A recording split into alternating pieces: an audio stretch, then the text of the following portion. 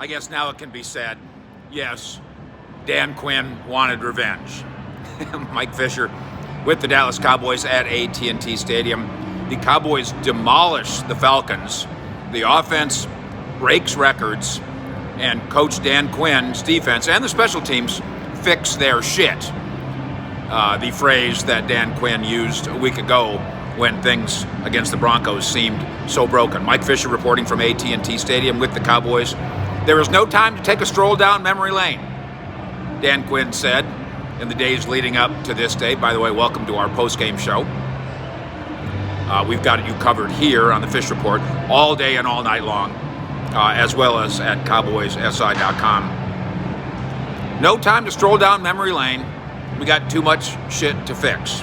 The defensive coordinator, Quinn, was, of course, referring to last week's Dallas debacle, that home loss to the Broncos, in a game in which Dallas entered as a 10-point favorite and got demolished, basically 30-0, final score 30-16, as you know.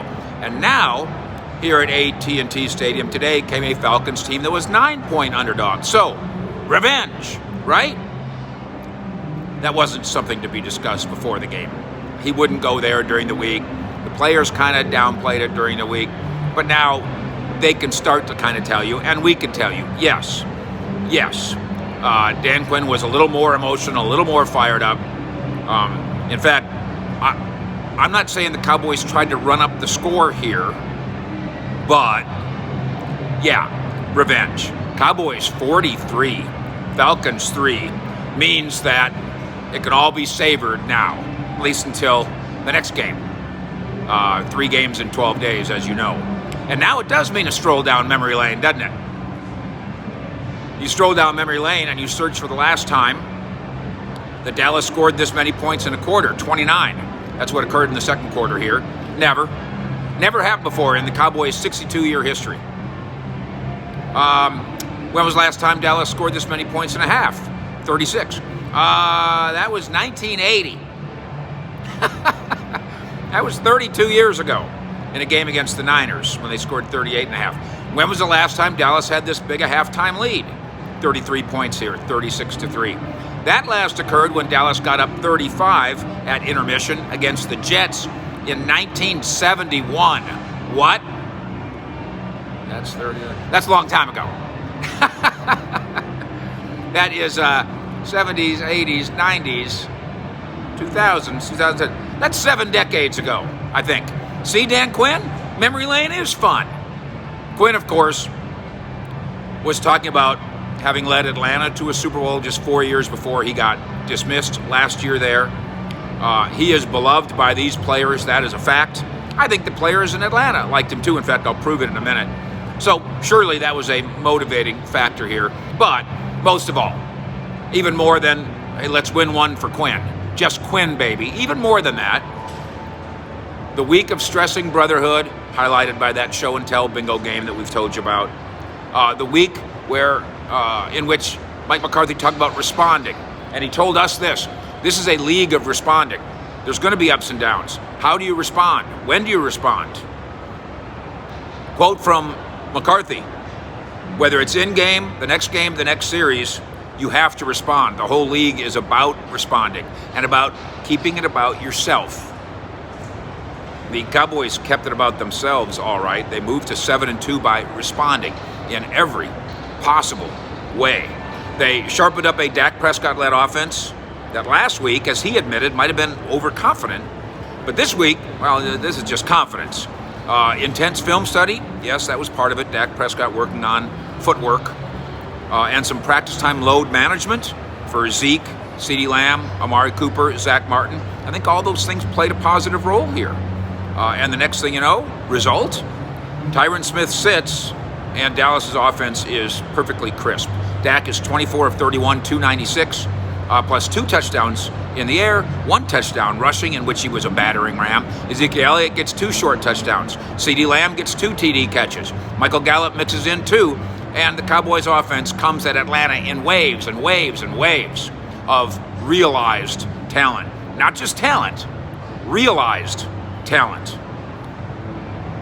They did not repeat the defensive errors of a week ago when, in that Broncos win, they grabbed big plays in the air, They rushed for 190 yards, in part because of Dallas's ridiculous season-high 14 missed tackles last week. Didn't see that this time around, even without Randy Gregory, now on a 3-week IR. Dallas gets after Matt Ryan. They handle the unicorn Kyle Pitts. They survive Patterson. In fact, none of those guys really made any noise, did they? The Cowboys think Patterson is as dangerous a guy with the football in his hands as there is in the league, really. And he did nothing here. And Cowboys got themselves a bunch of interceptions off Matt Ryan and company, including the NFL-topping 8th interception by Trayvon Diggs. And what about taking advantage of breaks and then closing? Last week, Dallas blocks a punt. Yay! But then touches it illegally. Oh. And can't take advantage of a break that it made. This time, Dorrance Armstrong, one of the step-up guys behind Gregory, steps up, gets a big sack in this game, and gets the blocked punt. And then the rangy rookie corner, Nashawn Wright, who just happens to have been the guy who touched the ball on the punt last week, this time, very cleverly and aggressively, finds the ball on the ground, cradles himself around it, loose ball, touchdown, score, and the Cowboys pour it on, even on special teams. Atlanta entered this with a 4-4 record and with some confidence, but the psychology of football is a delicate one. Quinn, Keanu Neal too, and definitely DeMonte KZ, who feels like the Falcons wronged him by kicking him out of the facility when he was trying to rehab his Achilles, inspired, no question about it. But that same psychology is required all the time if Dallas fancies itself a true Super Bowl contender. Now, Tampa Bay just lost at Washington, so ups and downs happen. But 30-0 shouldn't happen too often to true Super Bowl contenders. Getting ahead like this, 30-0 or so, that should happen once in a while, and it did here. Privately, Dallas did want to do this in part for its ex-Falcons, including some assistant coaches in the building. So we can all be friends. Matt Ryan said before the game, I love Dan Quinn, we're friends, we text each other, he asks about the kids, all that. That's great. He said he's an incredible competitor, a great coach. Once we're playing, it's about going against their defense, and I'm sure Q will be locked in the same way that we'll try to be locked in. Atlanta got locked out. The Cowboys were locked in. Dan Quinn and the Cowboys on defense, on offense, and on special teams, completely locked in, and for 1 week anyway, the Dallas Cowboys fixed their shit. Thank you for subscribing to what we do. Please give it a thumbs up if you think that the information here is valuable and presented in an entertaining fashion. We do invite you to subscribe to the Fish Report. We've got you covered. NFL, college sports, Mavericks, the whole thing here with the 75-member staff, all at your service.